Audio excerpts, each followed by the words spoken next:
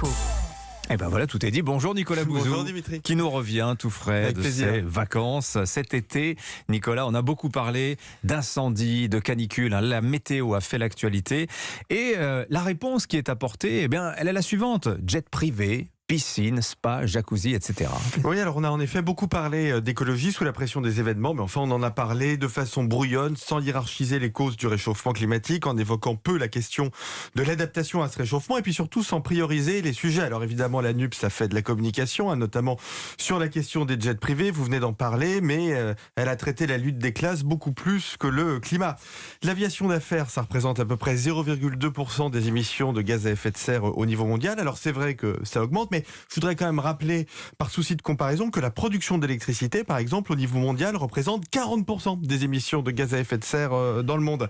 La NUPES parle des jets et pas du nucléaire. Vous voyez le problème et même, mais le niveau de malhonnêteté. Il n'y a donc aucun problème, selon vous, avec les jets privés, les jets Faut d'affaires? regarder les choses de près, ça dépend. Aux États-Unis, ça n'est pas Bernard Arnault qui est conspué, c'est Taylor Swift, qu'on adore, vous et moi, parce qu'elle utilise un jet privé. Son équipe a expliqué que l'achat d'un jet privé, c'était évidemment très coûteux et que le temps où elle ne l'utilisait pas, il était loué à d'autres personnes, éventuellement d'ailleurs à des États pour des opérations de rapatriement, par exemple. Alors, il y a un problème avec les jets privés qui est un problème d'exemplarité. Je ne vais pas vous dire que c'est un comportement génial que d'emprunter un jet privé pour faire 500 km, et je suis le premier à prôner la sobriété. Mais comprenez bien, Dimitri, que cette logique d'interdiction et de décroissance, elle n'a pas de rationalité économique.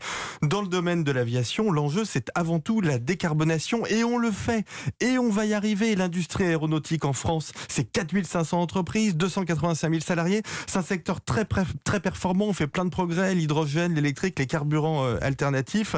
Dans le scénario le pire, on fait 35% d'économie de gaz à effet de serre en 2050. Mais dans le plus optimiste, qui est à mon avis le plus probable, on arrive à la neutralité en 2050 malgré la croissance du trafic. Alors, mais j'insiste quand même sur ce que vous nous dites. Vous dites qu'il n'y a pas de logique économique et écologique, de rationalité à toutes ces interdictions.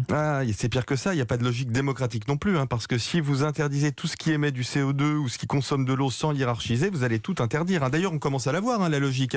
De quoi a-t-on parlé? Des avions, des piscines, des jet skis, des bateaux, des golfs, et puis on peut continuer.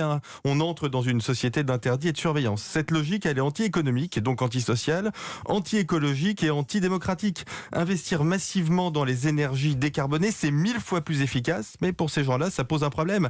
Ça n'attise pas la lutte des classes, ça ne joue ni sur le ressentiment, ni sur la jalousie. Merci beaucoup Nicolas Bouzou, qu'on va retrouver 4 jours par semaine, du lundi au jeudi, dans Europe Matin. Avec joie. À 7h20. Merci à vous, à demain Nicolas, il est 7h23.